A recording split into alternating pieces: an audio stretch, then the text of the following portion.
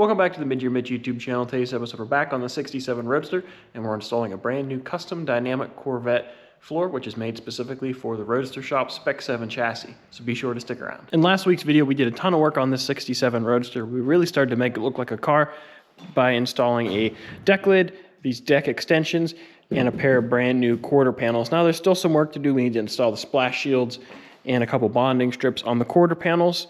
But now it's time to focus on the rear floor. So this is going to go on a Roadster shop Spec 7 chassis, the chassis that we use on this channel pretty much solely. And this is one that we're going to use for mock-up. This chassis will belong to the split window most likely, but we're going to use it for mock-up to make sure we get this floor right. So right now it's on a stock Corvette frame. So we need to first pull these clamps and get this fixture out of here. And then we need to figure out where we need to cut this original floor out so we can set this body on this chassis. Once we're on the chassis, then we'll start marking how to refine our cuts, where we need to glue, and what kind of adjustments we need to make to get this floor to work with this particular car. Now this floor is pretty cool. It's in 4 separate pieces. This little tunnel extension piece comes off. The center floor is one piece, and then the wheel wells are separate pieces. So in the past, you've seen me use their big tub kit, which I like those for coupes just because it's a simpler floor, where this one has some more contours. It's nice because this contour adds strength. It also catches these center body mounts that the Roadster shop chassis has, and it gives you little divots here for your convertible top. For a coupe, you really don't need that. You could also use this in a coupe because it gives you a little more space here and here if you wanted to make some little compartments. Personally, I think it just looks cleaner on a coupe just to have the flat floor. That's just my personal preference. So if you want to see how to install one of those, check out my other videos. Don't want to speak too soon, but it looks pretty simple to install. I've already installed one of their other ones, so hopefully we've done a lot of the figuring out. Now it's just a matter of doing the work. So we'll go ahead and get this car prepped. I'll show you where we're going to cut and why, and then we'll start mocking this thing up once the body's on this chassis.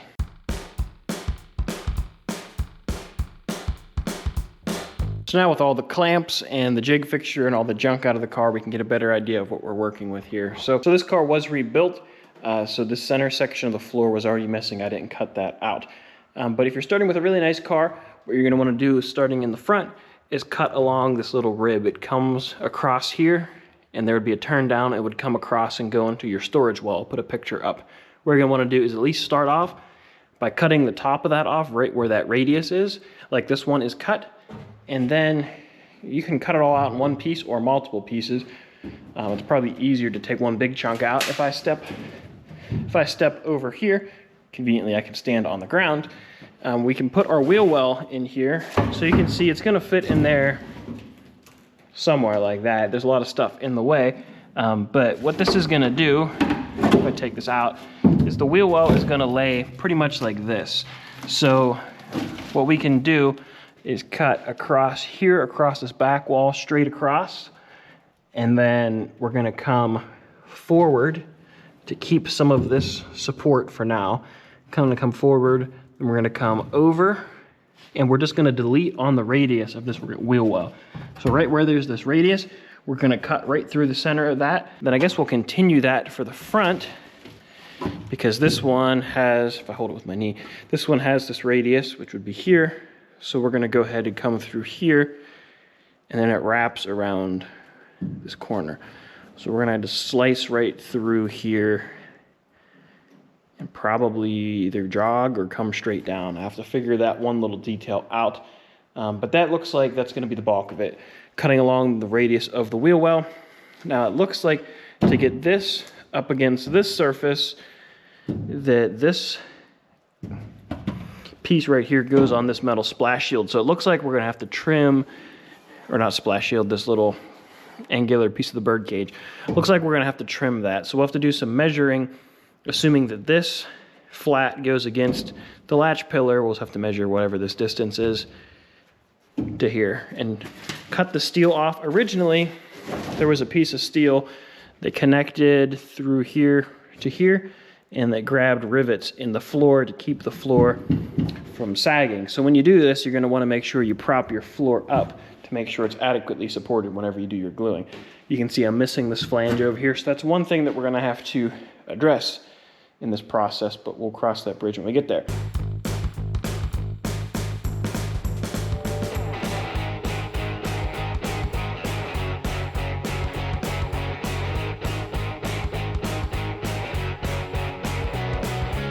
The reason you have to cut the original floor out is because the floor was really tight fitting against the original frame rails, the rear end, and just the original suspension, where this had a trailing arm suspension where the trailing arm ran pretty much parallel with this chassis rail. So you can see all this is out of the way, all this is exposed. And this car already had the floor cut out of it, and you can see the way that one's cut. You can see how much higher the suspension sticks up, and just the fact that the chassis is now further inboard versus the original one was out here, because this has control arm style suspension instead of trailing arms. So that's the reason we did it. Now we have to be really careful moving this body because we don't want to crack anything or hurt our quarter panels, because, well, the quarter panels and the deck and what little bit is left of the floor is really what's holding the back of the car together. So I'm going to keep the doors latched. I'm going to put my bar back in here to support both of the latch pillars. We're also going to run a couple ratchet straps from these hinges up to the Z-bar, and we're going to keep the deck lid closed, and hopefully all of that will keep everything nice and tight.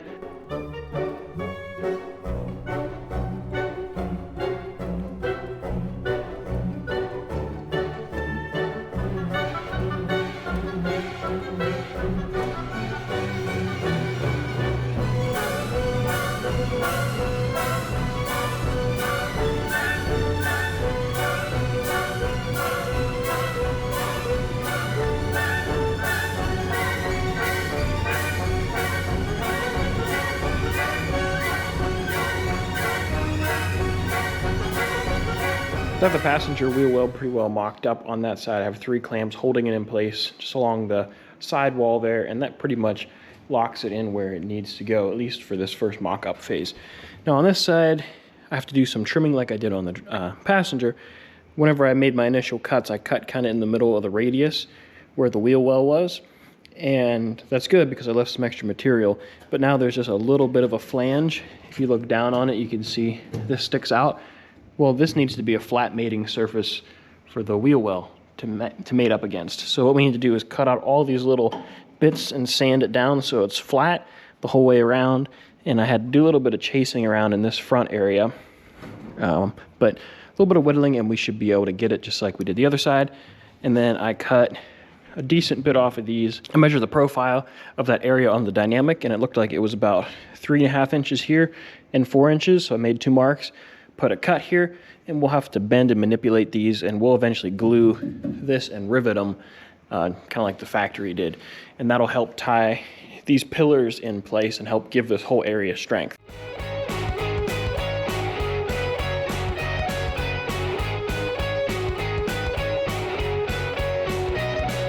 I have the rear floor sitting in here, and it seems to fit pretty nice with minimal trimming. I mainly just had to trim the car. I did a little bit of trimming around these deck lid hinges just to give me plenty of room. It was a little tight there, and I really didn't like that. I also figured out that you have to put the center section of the floor in, and then the tubs go on top. It's also easier to install it that way. But this is looking pretty nice. I'm pretty happy with that, and I used Dynamic Corvette's idea, kind of. I didn't have a drill bit that was big enough for this to fit through here. But I took a scrap piece of wood from one of their crates, put a bar clamp on one end, and I'm pushing with the other. So that helps squish this down. And now you can see we have a nice gap here on that little metal triangular piece. Now the car is a little flimsy right now because there's nothing connecting either side. Whenever the whole floor is glued together, everything's in here nice and tight. That'll stiffen up the sides and everything. I have a piece of railroad track in the middle to suck it down. I also took the wheels off just so we can get easier access into here. So this is looking pretty darn good, guys. I'm pretty happy with the way this fits up. So I think what we're gonna do is come in here with a Sharpie, mark everywhere where we have a mating surface so we know where to grind. Let's get all this stuff ground down. I have to make a little patch piece for here that'll go from the floor up to here. So I'll go ahead and get that cut out of the original floor. We'll get all that stuff mocked up, and then we can start gluing the center floor and then each tub. I want to do it all at once. That way, if we need to make adjustments, we can.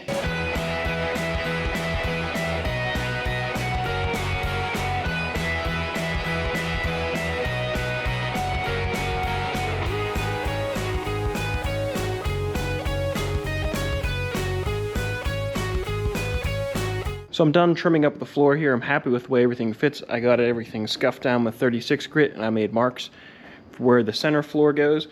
I also fiberglassed a piece in here for our bulkhead. That'll stiffen everything up and give us a lip to glue to. So I'm gonna go ahead and shoot some glue on the floor insert on this ledge, and then I'm actually gonna put the glue right on this surface, and then we're gonna slide the floor in this way and glue the center in first. We'll get it clamped up, and I may have to run some screws in it just to make sure that this is pulled nice and tight. This is a really structural part, and then we'll work on getting the wheel wells in after that.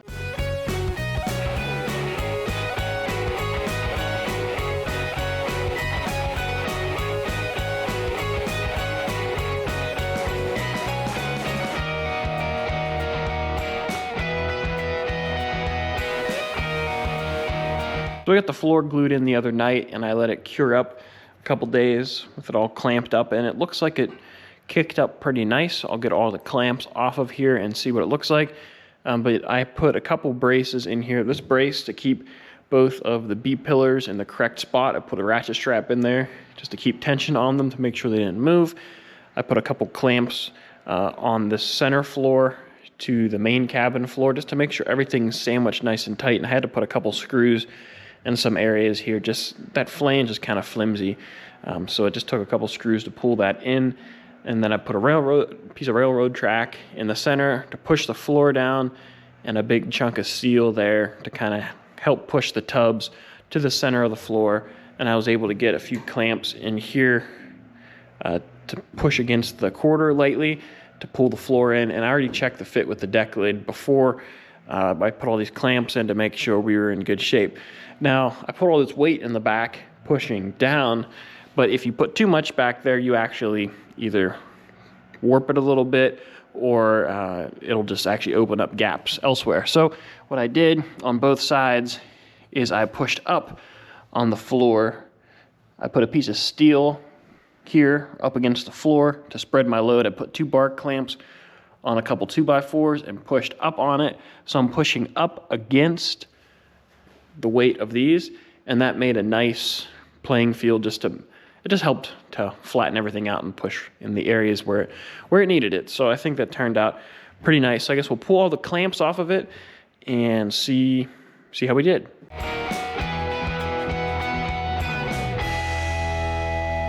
Pretty much have all the clamps pulled out of this area back here, and I'm happy with the way the floor looks. It feels nice and solid. The pillars stiffened up a good bit. I still have to take this bar out, but I can already tell they're a lot stiffer than what they were. So that's a pretty nice setup. I like this floor. It installed pretty nice. And I started talking about it earlier, but the Roadster shop mounts the rear end higher in the chassis than the stock one. So you can see this point right here is the center line of the drive shaft, where up here would be the top. So the top of the drive shaft would be somewhere up here, and it's pointed down a little bit to go to the transmission. And Dynamic Corvette gives you this little piece that glues in here, something like this. And then if you use one of their tunnel kits, their big tunnel kit, or a 6-speed one, I believe it lifts it up a little bit, and then it continues flat, where you can see this one steps down and back, and this is where the armrest would have been, which in my opinion was incredibly low in these cars. So what I did in overkill is I cut this area out, raised it up, and just fiberglassed it together, and that seemed to work. Now in this particular case, the owner is going to put a big automatic transmission in here that wasn't supposed to be in here. So he said, don't go too crazy on the tunnel, I'm going to end up hacking it up anyways. So I'm not going to worry about getting it. He can worry about getting this guy installed.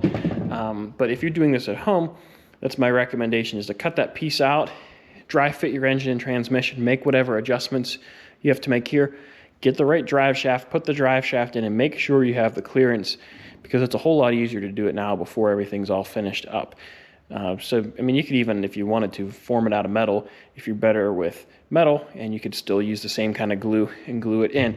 Whatever you want to do, but I'll leave that one up to him. The big tub floor kit that I used in the past kind of came down here, and it didn't have this little step, so you couldn't just use this little piece for the big tub kit. you would just need a little section of the tunnel. But if I do enough of these, I may end up making a special little mold, which now that I say that out loud, I might do that anyways. Just make a little mold out of some steel or whatever I have, bend it up, and then I can use that to form my own pieces, because I still have 3 or so more coupes to do. That might actually save some time. I'll consider that. But if you're just doing a one-off, you can make a mold, you could cut it, you could flip it upside down, glass it back in, whatever you want to do. Just make sure you do all your dry fitting ahead of time and not after the car is all painted in the interiors and you're trying to put a drive shaft in and won't work. But that's going to do it for this video. If you enjoyed, please give it a thumbs up. Don't forget to subscribe. Next week, we're going to be jumping onto the front of this car. We have a little bit of work to do on the firewall. Then we're going to get a front end thrown on this thing. And then it's going to be sitting here for a little bit while it waits to go home. And then we're going to start on that split window project that we have sitting in the background. So as you can see, we have a lot of stuff going on. And I also have an update coming up soon on the 68. The engine is nearing completion, so we're going to have some updates on that car. Once these two get out of here, we're going to be jumping on the 68 and getting that thing knocked out. So I have a lot of work to do, as you can see. I'll catch you guys later.